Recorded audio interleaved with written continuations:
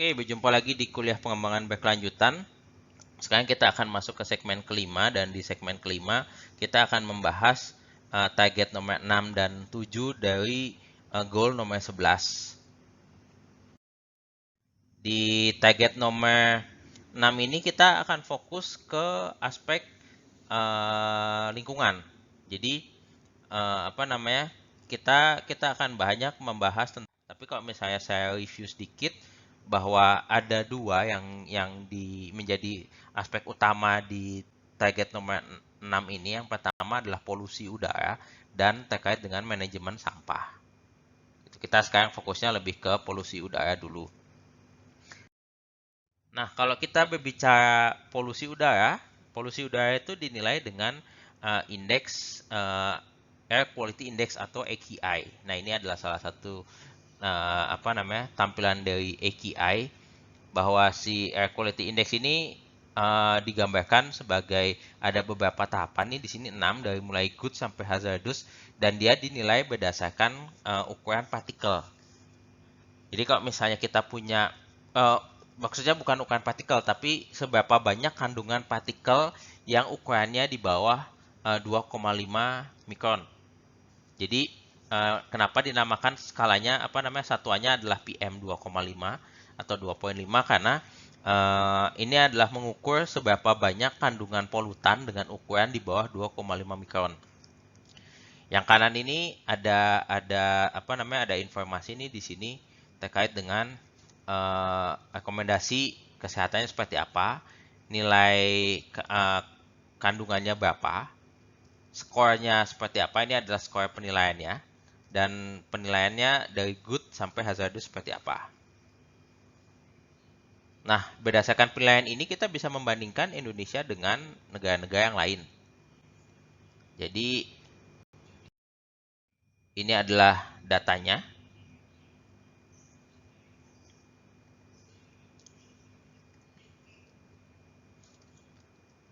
Ini adalah data tentang estimasi penilaian pengukuran PM25 di berbagai negara di tahun 2019. Jadi kalau dilihat di sini, Indonesia ada di warna, kelihatannya ini merah gitu. Jadi di sekitar sini nih, merah atau jingga ya, kelihatannya kalau saya melihatnya mungkin kayak merah gitu. Jadi ada di sekitar sini nih.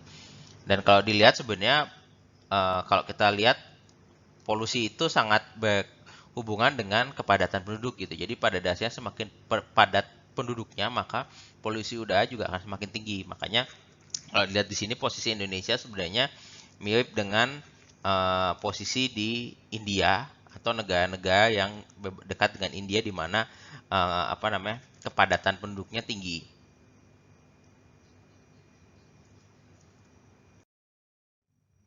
Dari sisi ranking, kita lihat di sini bahwa sesuai konsisten dengan gambar yang tadi ya, bahwa Indonesia di tahun 2019 ada di peringkat ke-6.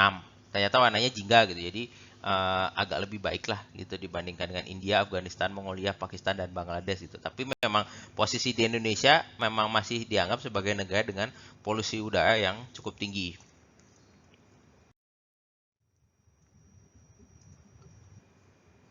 Nah, yang menarik lagi sebenarnya untuk kasus di Indonesia di tahun 2019, kalau dicek kota mana yang memiliki polusi udara yang paling tinggi, beberapa kota di Indonesia itu muncul sebagai kota dengan polusi yang tertinggi. Jadi tahun 2009 ini menunjukkan bahwa yang paling tinggi itu polusi udara itu ada di Tangerang Selatan dengan skor 81,3, lalu Bekasi 82,6. Kemudian dilanjutkan Pekanbaru, Pontianak, Jakarta Kota lebih rendah lagi. Ada kota Talawi juga di sini, ada Surabaya. Jadi di sini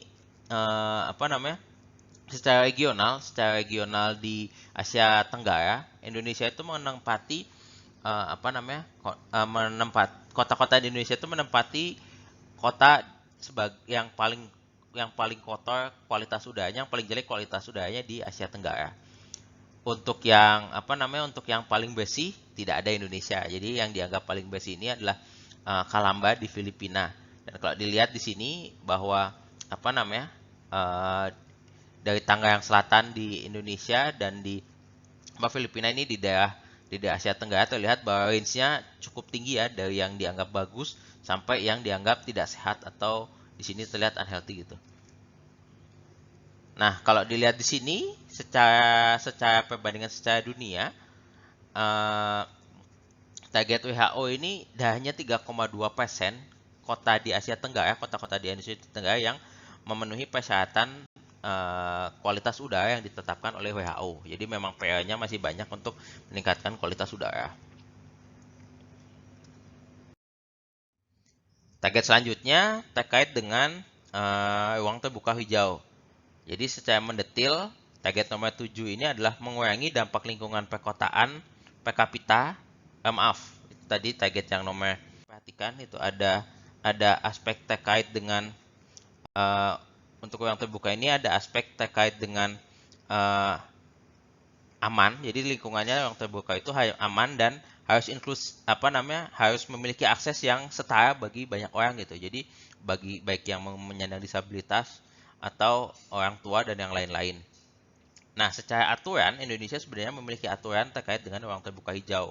Bahwa ruang terbuka hijau yang dipenuhi adalah 30% dari luas daratan. Nah, kenyataannya baru mencapai sekitar 9,8 ruang terbuka hijau.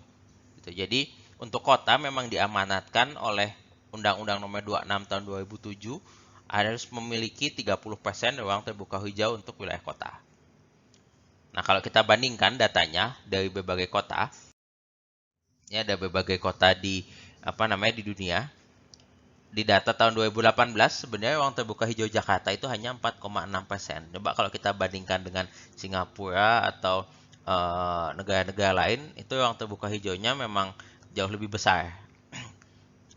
Akan tetapi berdasarkan data di tahun 2020 sebenarnya untuk terkait Jakarta, karena ini Jakarta yang dicontohkan di sini, Jakarta sendiri sudah mengalami perbaikan dari ruang terbuka hijau yang sebesar 4,65 menjadi sekitar 10%, 9, sekian persen, 10% di Jakarta gitu. Jadi memang sudah ada usaha untuk meningkatkan ruang terbuka hijau di Jakarta dari yang asalnya 4,65 menjadi 10%.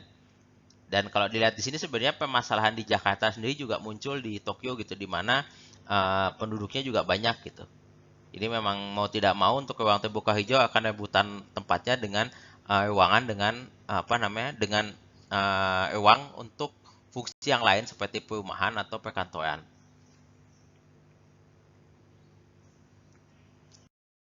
Itu saja materi pengembangan berkelanjutan di segmen kelima. Nanti kita akan lanjut lagi ke segmen keenam. Terima kasih.